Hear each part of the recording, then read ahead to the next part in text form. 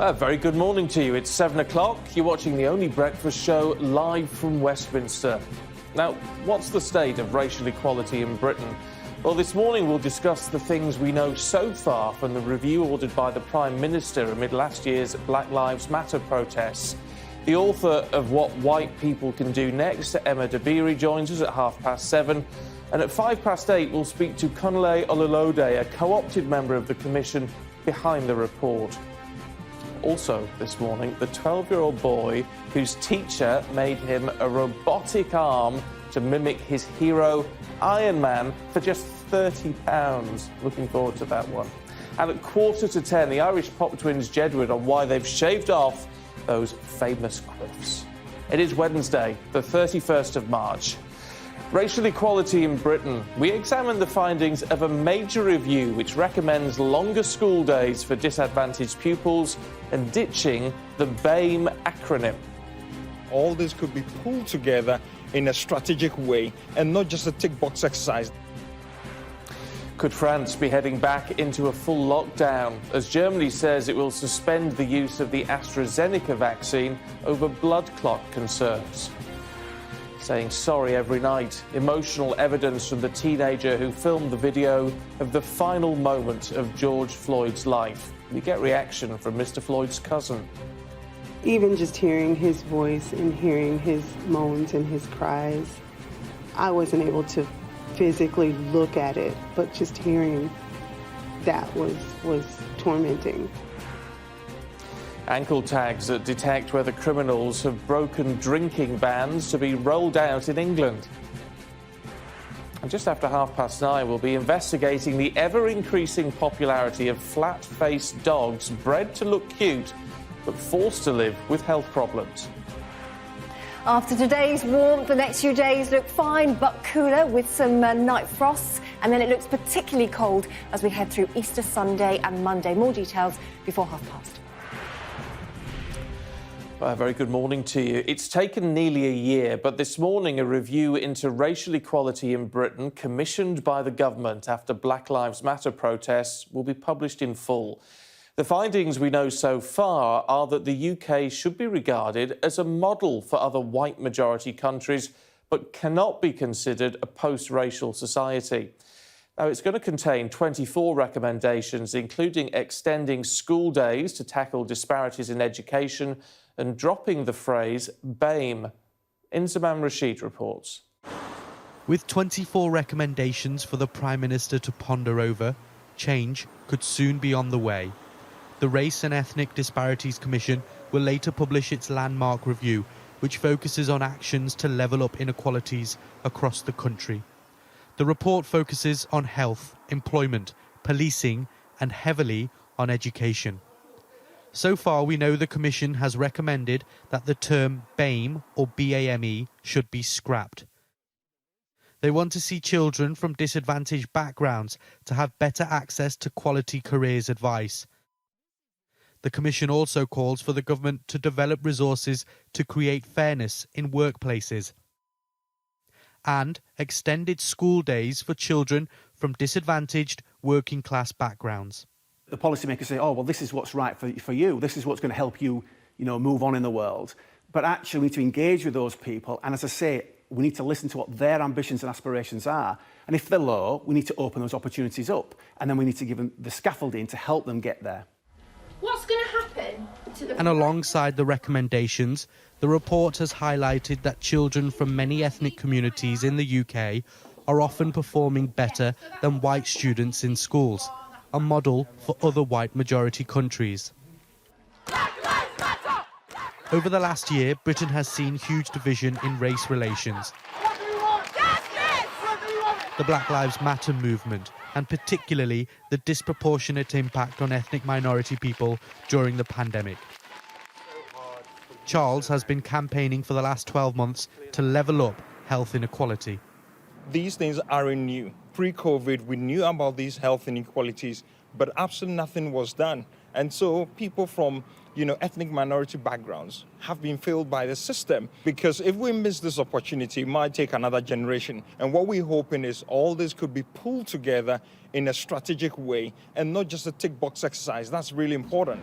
The killing of George Floyd by an American police officer sent shockwaves right across the planet. Shy of a year on, and Britain finds itself at what is undoubtedly a critical moment.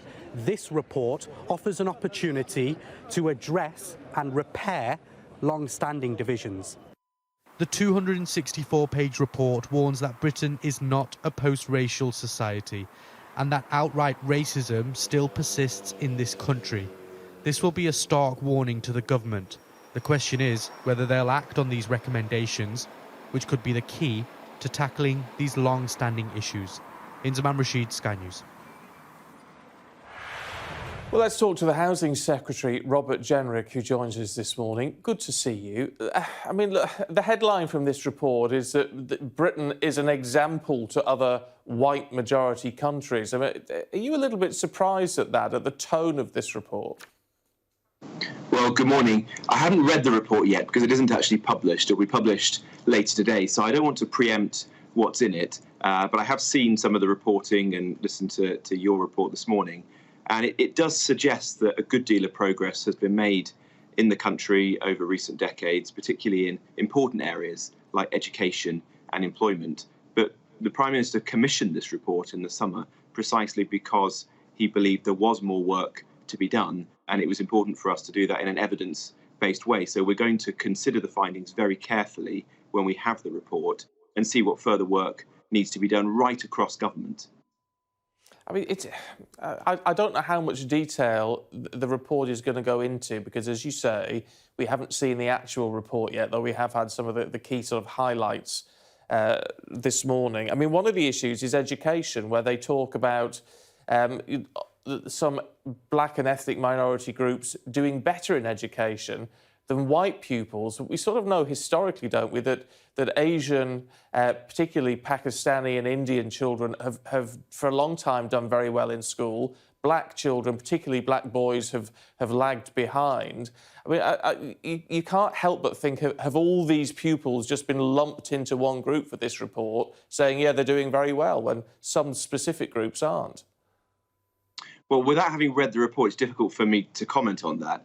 But from what I've seen, it doesn't suggest that it's lumping groups together. Far from it. It's taking a more detailed, evidence-based view and concluding that some parts of society are doing well and getting access to the opportunities that we all want to see for our children and grandchildren, but others are not. And those can be from a range of different communities. And what the government wants to do is to spread opportunity and level up all parts of the country. And so that means taking the steps that are required to boost opportunity, improve education for all children, regardless of their ethnic background, and ensure that they're getting access to the best possible quality education.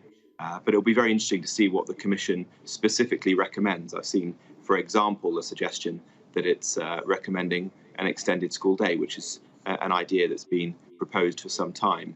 And it is an interesting one in which the government has already given some thought to as part of broader proposals to how we can bounce back from the pandemic and help children to catch up with lost education. Oh, OK, well, you say the government wants to take action. You commissioned this report. There are 24 specific recommendations in it. I mean, presumably, you then are going to want to implement all 24 recommendations, aren't you? Otherwise, what's the point of the report? Well, the Prime Minister commissioned the report because he believed this was an extremely important issue for the country and that we want to tackle this to go even further than the good work that appears to have been done in recent years, according to the commissioners. But we'll have to read the report carefully. As I say, it hasn't been published yet, and then consider what needs to be done. But this is a very prescient issue. It's something that we need to take action on. And the government is committed to levelling up, uniting, spreading opportunity to all parts of the country and to all people who live in the country. I mean, Tony Sewell, who's the author of this report, has previously said evidence of institutional racism in this country is flimsy. Now, a lot of people anecdotally would disagree with that, people who are affected by racism would disagree with that. It seems a very strange statement to be made by someone ahead of this report being published, don't you think? Well, I haven't seen those remarks, and not having read the report, I don't know exactly what conclusion they come to. But from what I have seen ahead of the publication of the report that's been in the press this morning, it suggests that the report does say that there is incidents of racism in this country, which is backed up by the experience of thousands, if not millions of people across the United Kingdom. But it also appears to say that by international standards, we're doing well as a country on the road to a post-racial society. But there's clearly a great deal more for us to be doing, and that's why we need to read the report carefully and take action on the recommendations that it makes. Yeah, but again, I mean, just to go back to the sort of the headline coming out of this is that, you know, Britain is a model for other white majority countries. Well, as you say, there's actually a huge way to go. We are not a post-racial society, according to the report. It seems a bit strange to have a headline which is almost giving ourselves a pat on the back. You can imagine a lot of people affected by racism are not going to be happy about that.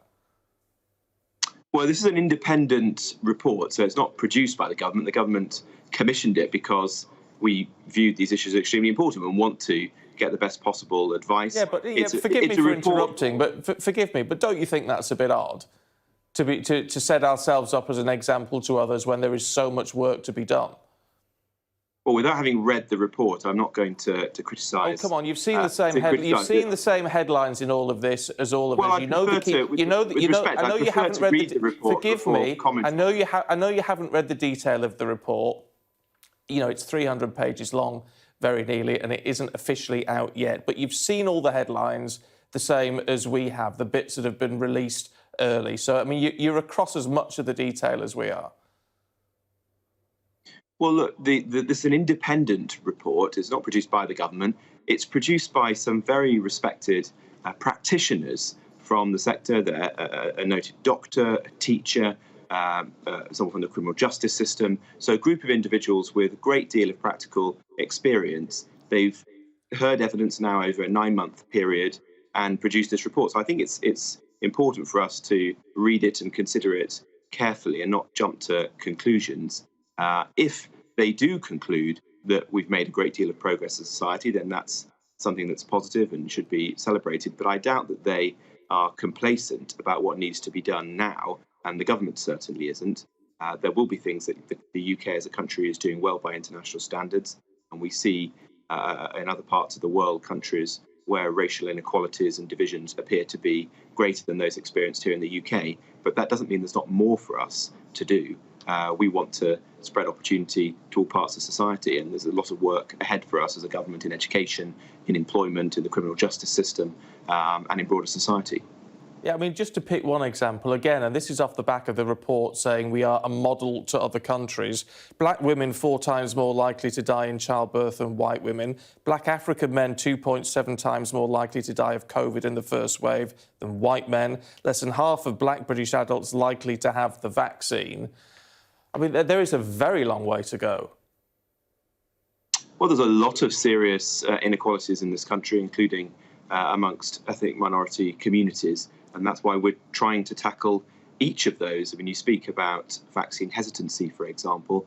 Government's going to a lot of effort to persuade all parts of the country and all communities to take up the vaccine. Vaccine Minister Nadeem Zahawi and Kemi Badenoch, the Equalities Minister, have been working now for months to try to persuade and improve communication to communities who might have concerns. And there is evidence of progress there, actually. The levels of uptake of the vaccine is now improving in all parts of society. So that's one example of the work that we're doing. But as I say, we're not in any sense complacent. We want to live in a country which is truly post-racial, where everyone has equal opportunity to succeed in life. And this report will no doubt play an important part in guiding the government's work over the course of the years ahead.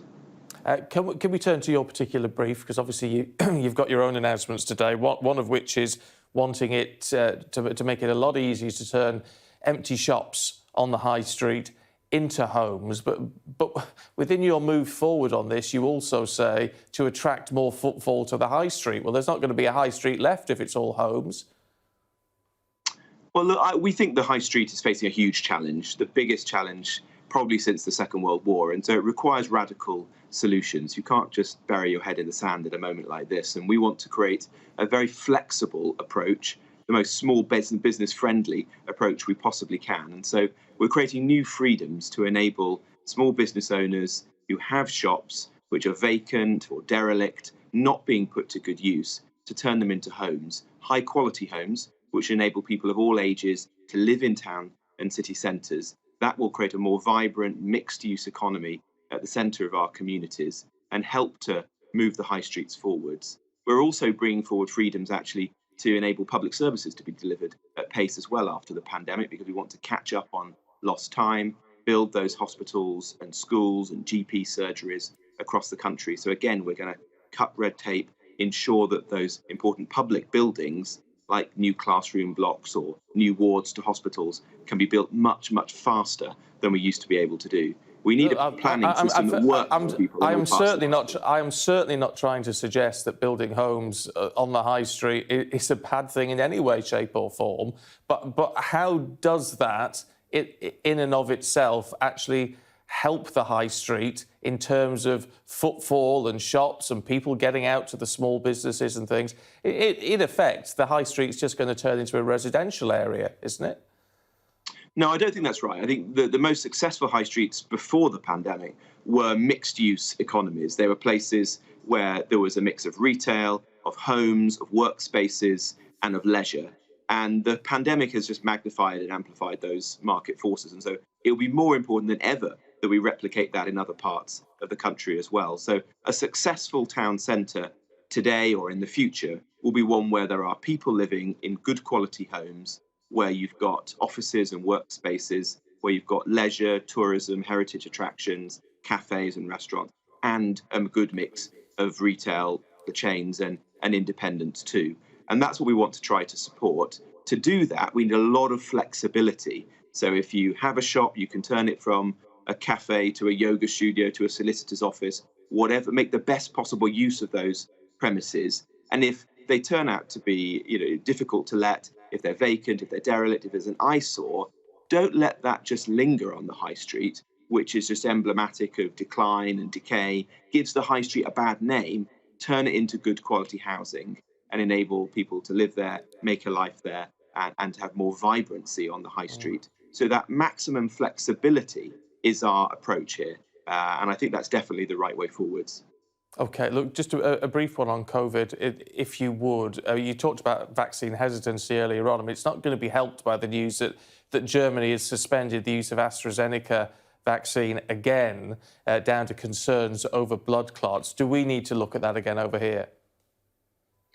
No, we don't. We're 100% confident in the efficacy of the vaccine. That's borne out by study after study, by our own independent world-class regulators, and by recent research, for example, by Public Health England, that's shown that thousands of people's lives have been saved since the start of this year alone, thanks to our vaccine programme. So people should continue to go forward, get the vaccine. I certainly will when my time comes. It is a safe vaccine, and the UK's vaccine rollout is saving people's lives right across the country every day. Minister, good to talk to you this morning. Thank you. OK, let's talk to our political correspondent, Kate McCann. Can we look at this race report? I mean, the Minister, not wanting to get into too much detail on this, a lot of work to be done, he says. But I said the report, the fact that headline says we are a model for other countries when there are still huge disparities, seems a little bit odd. Yeah, and I think the problem here actually is something that you highlighted during that interview, is that we haven't actually read the full report yet. So what we're getting is a briefed out version with slight kind of sections of it, but it's a weighty report with what seems like quite a lot of detail. Now, clearly Robert Jenrick hasn't been across it, hasn't read it, hasn't seen it behind the scenes. It is an independent report commissioned by the government. But I think, as a Cabinet Minister coming on a morning programme to talk about something so important, it's clear there that there are some gaps in how this Commission has reported so far and what the government might do next. That question about, would you take on board all the recommendations? That will be fascinating because, as we know previously, as happened in the Grenfell Tower report, for example, reports that are commissioned by the government, you don't necessarily see all of those recommendations taken on in policy. So that will be key.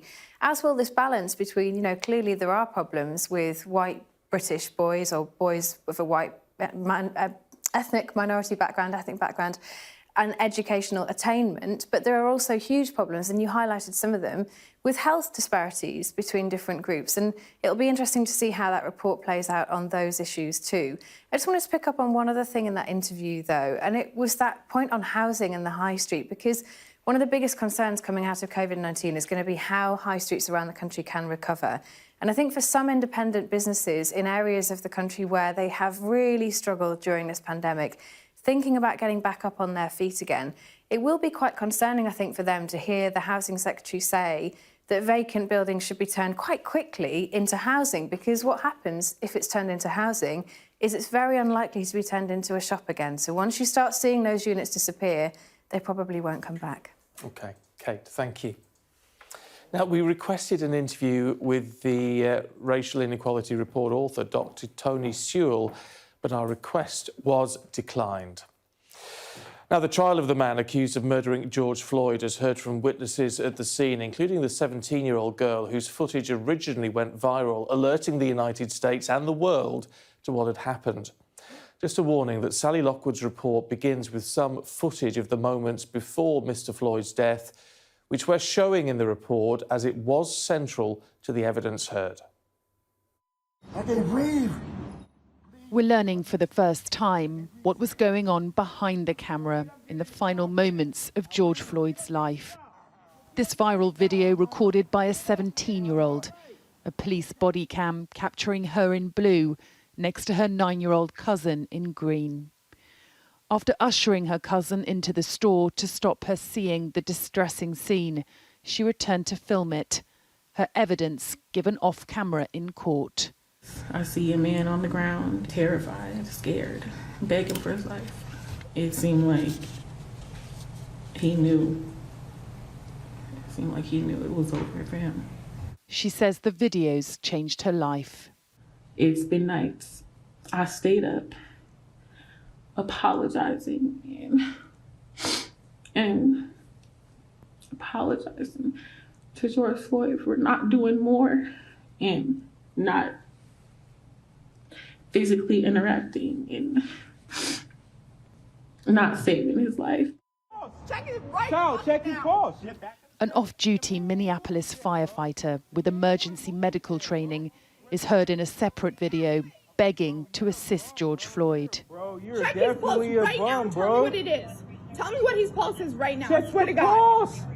Bro, She's now the third witness who called the police on the police, telling the court she felt distressed and desperate to help. I was worried that he wasn't going to believe me and not let me help. Totally distressed. Were you frustrated? Yes. George Floyd's cousin describes the torment for the family, reliving the final moments of his life in court. It's honestly worse than any horror movie I've ever seen in my life. So it's difficult to watch. And knowing him,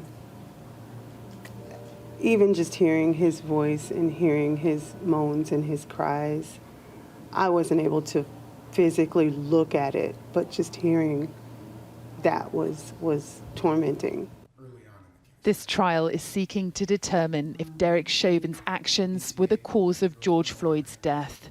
What's perhaps more clear is we may not be here now were it not for a teenager and her mobile phone. Sally Lockwood, Sky News, Minneapolis. The French President Emmanuel Macron is meeting ministers today to discuss placing the country under another lockdown. Meanwhile, Germany says it's going to suspend AstraZeneca jabs following fears over blood clots. Let's talk to our Europe correspondent, Adam Parsons, who's in Paris for us this morning. Look, what is the current situation in France, Adam, that is driving Emmanuel Macron to look at this option?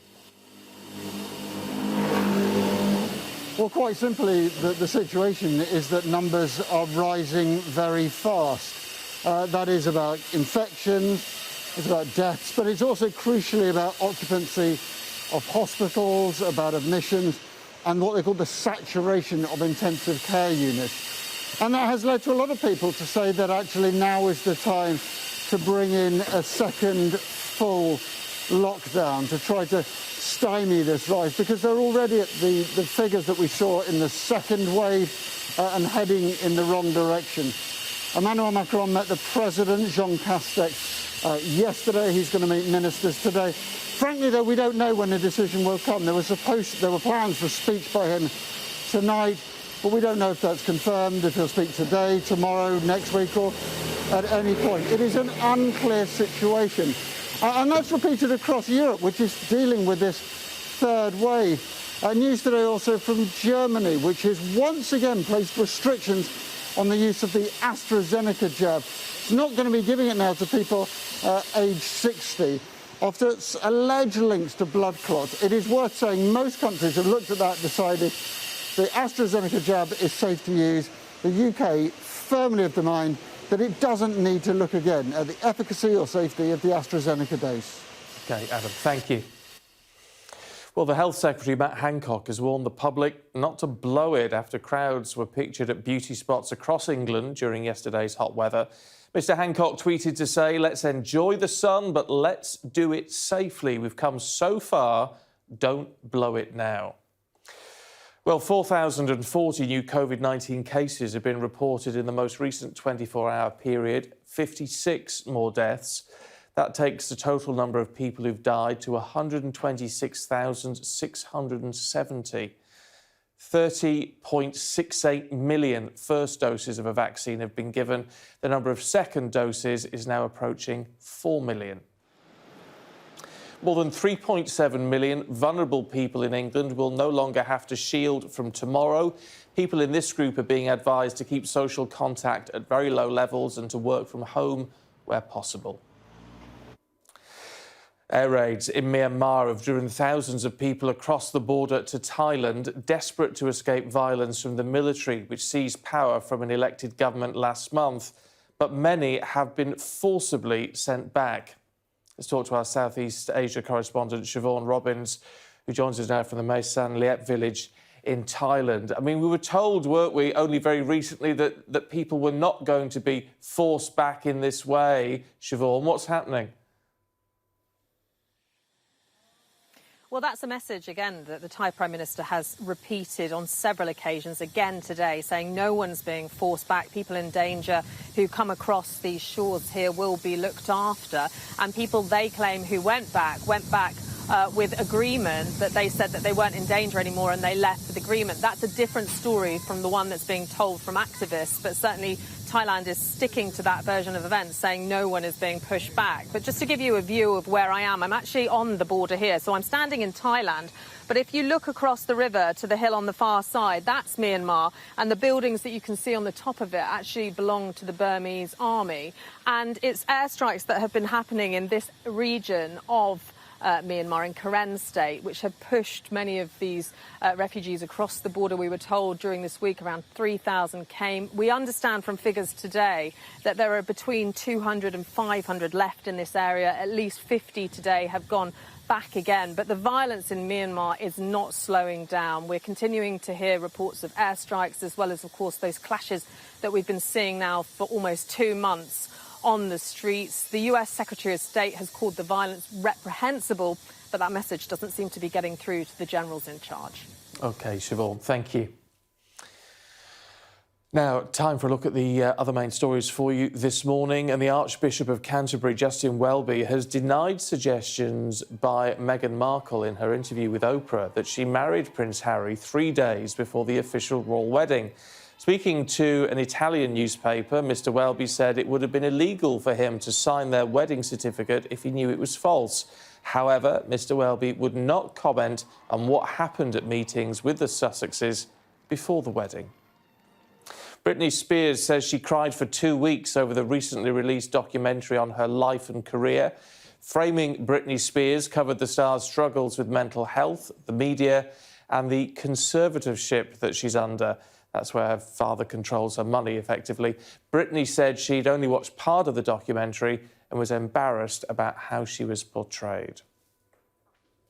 Now, criminals in England who commit alcohol-related crimes could soon have to wear ankle tags that can tell if they've been drinking. So to our correspondent, Ashna Hurinag, who's in the newsroom. How do these work, Ashna? Well, Stephen, every 30 minutes a sample of sweat will be taken from the person wearing the tag, and if any alcohol is detected within that, a probation officer will be notified and it could lead to further sanctions. It's already been trialled in Wales to much success. About 95% of people that tried it, 95% of the days that they had it on, it was successful in making sure they kept sober. Here is one person's take on how successful it was for them. It was quite a blessing to see something like the tag to show me another path, really. I just didn't care. I just didn't want to be here. So I suppose in that sense, if I carried on the way I was, then I don't think I would be here now. I think in that sense, yeah, it did save my life. Well, alcohol plays a part in about a third of violent crimes, something the government is very keen to tackle. Here is the Home Office Minister, Kit Malthouse, talking about the benefits of this scheme. Don't forget, these are people who've been convicted of a crime. They are criminals who would otherwise be going to prison or be on a community sentence. And given that our success, if you like, of pursuing alcohol-related crime via that route has been patchy, shall we say, we think that this tagging technology, which gives us, as I say, 95% of the time, gives us a positive result, is a win-win for everybody. Well, critics from substance abuse groups do criticise this and say that it does appear to stigmatise the problem for those who are wearing these tags and doesn't solve the underlying causes of substance abuse. But the government is, as you heard, seeing it as a win-win. OK, Ashna, thank you. Well, this is Sky News Breakfast. Let's see what the weather is going to do for you today. And always a spot of sunshine. Our Isabel, good morning to you. And you told me last week that this week was going to be nice. You've been proved right. It's just fab, isn't it? I mean, the thing is, it's unusually warm. I think only about 3 times since the Met Office have held records for temperature has March reached around 24 Celsius. It's the warmest for 53 years. And today will be as warm as well. But my word, Stephen, a real drop in temperature over the coming days. Let's take a look.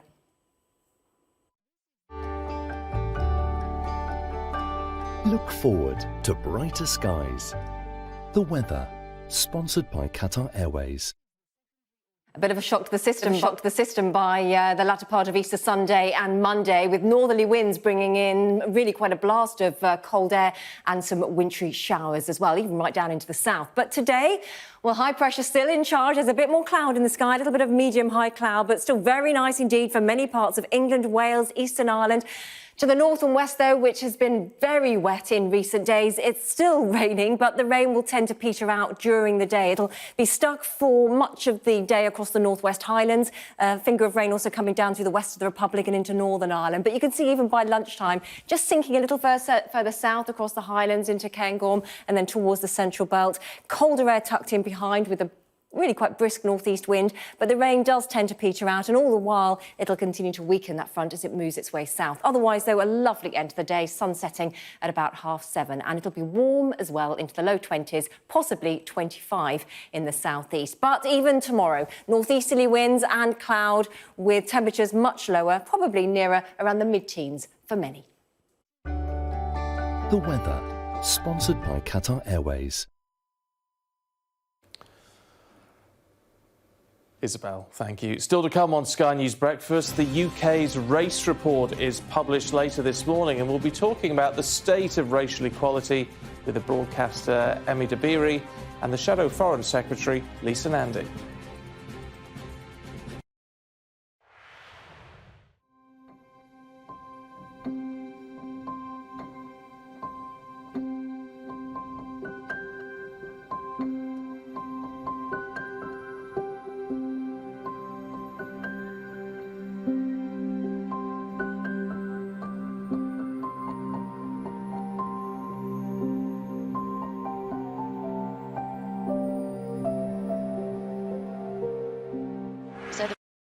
12 months with each school, with the project providing a package of training for teachers, that's where our focus is, alongside resources to enable outdoor learning, combined with some actual activities with the pupils. So it's 12 months in total, in the hope that children will spend at least 2 hours every week learning outside.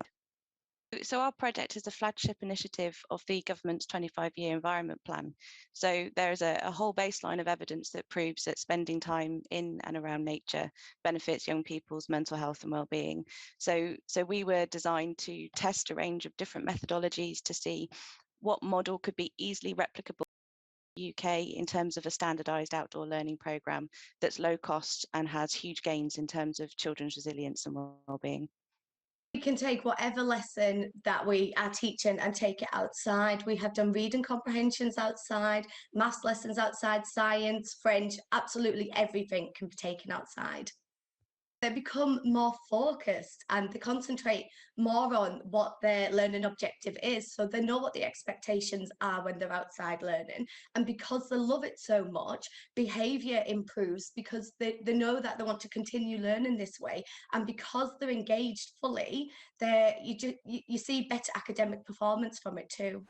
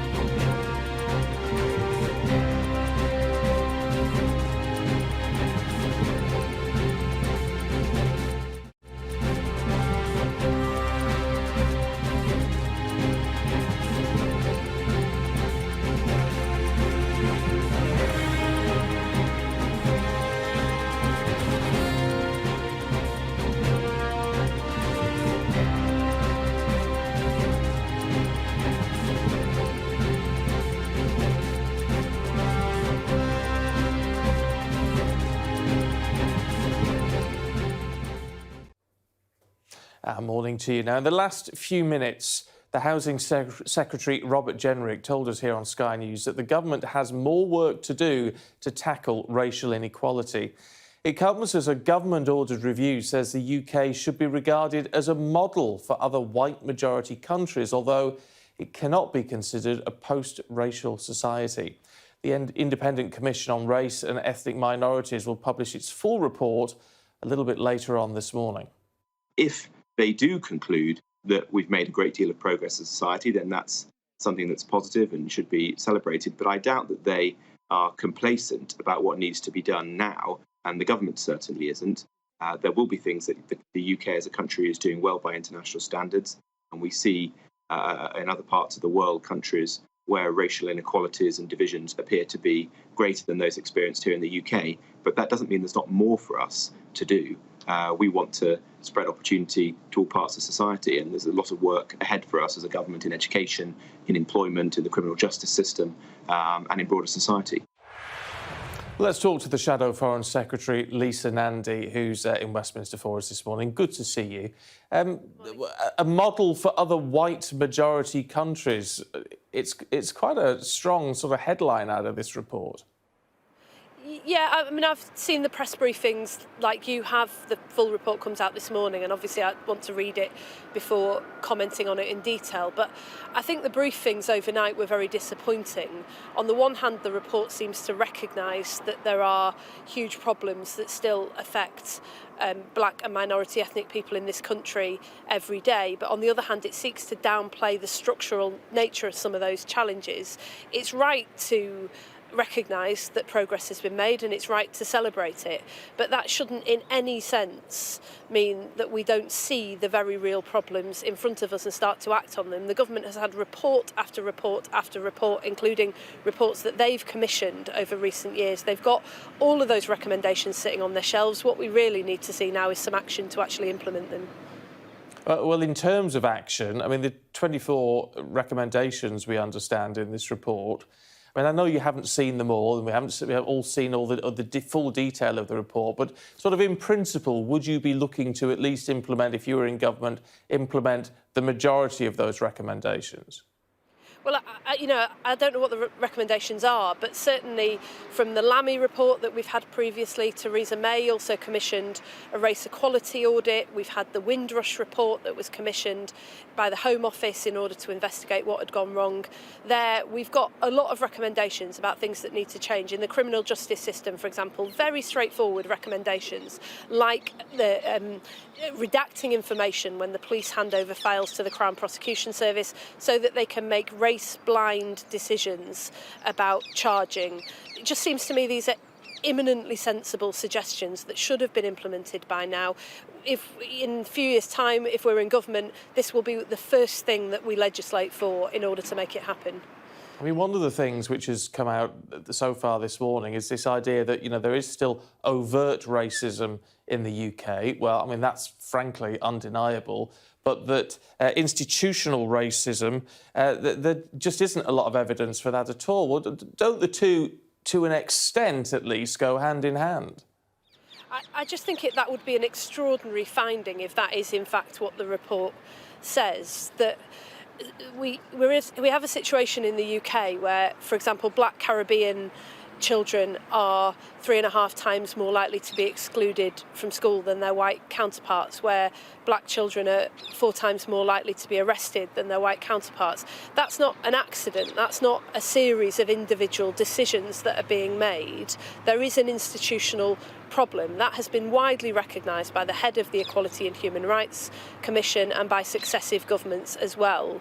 And what would be a real shame and roll back progress is if today we ended up in a situation where the government is seeking to downplay or deny the extent of the problem rather than doing what it should be doing, which is getting on the front foot and tackling it.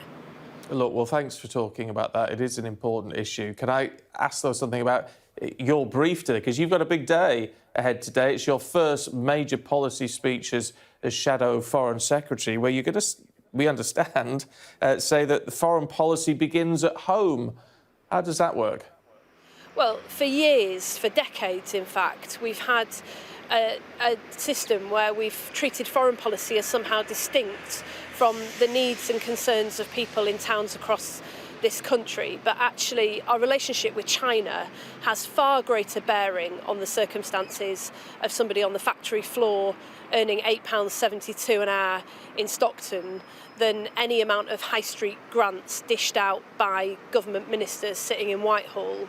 We've got to start taking foreign policy seriously and treating it as core to our domestic agenda. We've got a government that is silent on that at the moment. They claim to want to level up the country, but they ignore the fact that jobs have been offshored, that we have a trade system that pits workers in different countries against one another and depresses wages. And what I'm going to argue today is if you want to be patriotic about the future of this country, then you have to have a plan with the ambition to match it.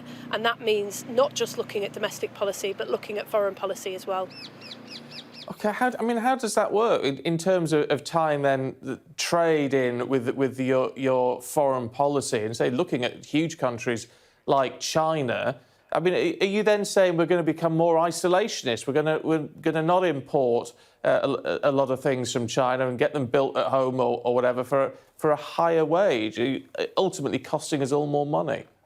No, we live in a global economy and we'll continue to trade with countries around the world. That's an important principle that has helped to create jobs around the country. But we have to recognise too that the Chinese model of growth has been based on depressed living standards in those countries, on workers mass producing goods cheaply that go out and flood the market, and depressed living standards in other parts of the world as well. And we've got to reach out and work with our allies. We've got a new president in the White House who is deeply concerned about this agenda and determined to raise living standards for the workforce in the United States. We've got to work with our allies in order to change that model so that we're protecting the rights of workers, we're protecting people's wages, we're protecting good skilled jobs and the dignity of labour in our communities. In the end, no amount of wrapping yourself in a flag is going to change the fact that this government does not have a patriotic vision for the people of this country and is prepared to go out and fight for it in the world. OK, Lisa and Andy, good to talk to you. Thank you. Thank you. Let's bring you on the inequality report now. And we can talk to Emma Dabiri, the academic and author of What White People Could Do Next. Good to see you this morning. Look, in the wake of what we've seen of this report so far, what can white people do next? Good morning. So the name of the book is something of a provocation. It's kind of what society in many ways can do next to change the gross inequalities that still play out along racialized lines. It's not to say that there is absolutely, no progress in terms of race. I don't see a paradox I don't see a contradiction between saying that there's progress in some degrees and that there are huge inequalities and huge issues with racism that still need to be addressed, So to think about what the report's saying, obviously I haven't had a look at it because this is all just like unfolding now, but from what I gather, we know that wealth is stratified along racial lines in this country. So white English people have 10 times more wealth than Black Africans or than Bangladeshis. We also know that inherited wealth is the crux of social mobility in this country. So that's something that we need to look at and is inarguable. We also know that there hasn't been a real kind of reckoning with the reality of empire and colonialism within England, within the UK. Central to the colonial project was the notion of this idea of superiority encoded into Englishness. Central to the construction of the idea of whiteness, which was crucial to empire building and colonialism, is again this idea of superiority. Can I just jump in on that, because that sort of ties into this idea of what we term institutionalised racism, the idea that there's a lot of racist stuff going on that we don't necessarily view, certainly as white people, as being necessarily racist. Now, this report seems to be suggesting that although overt racism is still in this country and lots of issues need to be addressed, that institutionalised racism isn't really at play here anymore. Well, I find that difficult. I find that difficult to believe. What steps have been taken to resolve all of the institutionalized racism that has been proven to exist in countless reports? I haven't even seen, a truthful reckoning with the reality of empire and colonialism and what that meant. And, things to me that should be mainstream knowledge, the fact that it was the English that invented the concept of race. First of all, in colonial Barbados, where it was codified into law in kind of 1661, we see the notion of white people first advanced and introduced and codified. And that was in order to justify the enslavement of Africans that was becoming, so important to the economies of the Caribbean and eventually the Western world. And it was also, and central to this notion of a white race that we see in that moment and the creation of a black race that we see in that moment, is this notion of white superiority. Until that history is grappled with, is addressed, is reckoned with, is known even, that idea of an inherent superiority associated with whiteness is present with us. We need to have that. We certainly need a conversation on that. Look, can I just jump in and just very quickly, because we're almost out of time. I mean, this report says, and a lot of us acknowledge, I mean, thankfully, a lot of sort of what you call allies, if you like, acknowledge that there is a lot of work to be done still, an awful lot of work to be done. Yet the report says we are an example, a model to other white majority countries. I mean, does that sit comfortably with you? It doesn't sit comfortably with me at all. And in fact, one of the proposals that I make in my book, it is to distinguish between how racism plays out and the relationship and the dynamic between black and white specifically, to make distinctions between America and the UK and Ireland, where I come from. You know, the dynamics are different in three countries. And I think we make a mistake when we just import American narratives and apply them all over the world. But with that being said, one of the suggestions I make to Ireland that has a far more recent history of having a racially diverse population is not to take its cue from the UK, is not to reproduce the same entrenched inequalities and the intergenerational poverty that we see, with black and brown people in this country. All of the issues with policing, it's very much not to take its cue from this country. So I'd be very curious to know what the report says, and very specifically, what are the suggestions that are being said the UK should, other countries, other majority white countries should follow from the UK. It's difficult to comment without having seen them. I'm extremely curious. We'll get the full report. I think it's about 11:30 this morning. I could talk to you all morning, but we are out of time, I'm afraid. Emma, good to see you. Thanks very much indeed. Good to see you too. Thank you. Now, the illegal drug GHB is going to be reclassified from a Category C to a Category B drug after a surge in its use. Now, it's similar to the drug GBL. They were involved in at least 112 alleged offences between 2017 and 2019, including rape, sexual assault on a child, and even attempted murder. Well, let's talk to the journalist and former LGBT editor at BuzzFeed UK, Patrick Strudwick. Good to see you this morning, Patrick. I mean, I know there is actually quite a link, not exclusive link, but a link between the gay community and GHB, isn't there? That's certainly true. That what we know is that gay men in particular are more likely to use GHB and GBL than people from other communities. I made a film for Channel 4, a Dispatches film, which involved conducting the largest ever survey of GHB and GBL users. Thousands of gay men responded to that survey, and over a quarter of those, as you indicated just a moment ago, had experienced sexual assault while on G, as it's known. And over a quarter had known someone who had died from it. This is a very particularly dangerous drug that, in the wrong hands, can be weaponized by rapists and predators and murderers to their own ends.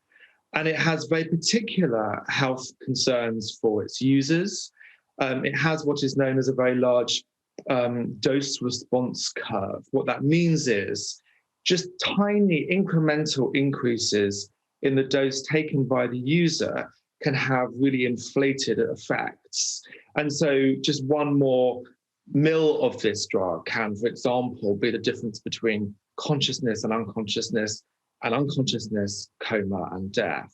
So we are talking about... Forgive me for jumping in, but on that basis then, and it does sound very dangerous, I mean, are there any downsides to moving this into Class B from Class C? There are, and that's a good question, because certainly one of the upsides might be that people sort of wake up a bit to this now and think, oh, this is a really serious deal, because many people just don't know how serious it is. The problem is that, and I should say, it is not by any means exclusively used by gay men. There are lots of straight people who use it and lots of women who are being sexually assaulted on this drug. That being said, if, as the government has said, it is reclassified to a Class B drug. What it could do is dissuade people from engaging in emergency services, from phoning 999, when either someone has collapsed at a party and so they need an ambulance, or someone has been sexually assaulted, because they fear that they could be criminalized, prosecuted for having taken the drug. I mean, this already exists. We know this exists. You know, within this survey of thousands of people, many of whom talked about how they were raped or someone, you know, passed out at a party and that subsequently died, and no one phoned an ambulance, no one phoned the police because they were afraid of what the police will do. I should point out here also, one of the problems is, and if the Home Secretary really does care about this... Just briefly, if you would. I would recommend that she talks to the police about conveying a message to the public that if they do come forward having been sexually assaulted on this drug, they themselves will not be prosecuted. What's really needed here is public information about this drug, greater services, more support, and testing, both after a death, routine toxicology screening, and in hospitals when people are admitted.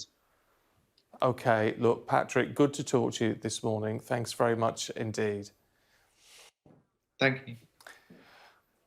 Well, it is obviously a very difficult subject. It's interesting, isn't it, to get that perspective on just what the impact of moving up a class could actually do. It's not always, you know, it's not as black and white as you may think. Anyway, more on that, no doubt, throughout the day. But coming up next on Sky News Breakfast, the Housing Secretary tells us the government has more work to do to tackle racial inequality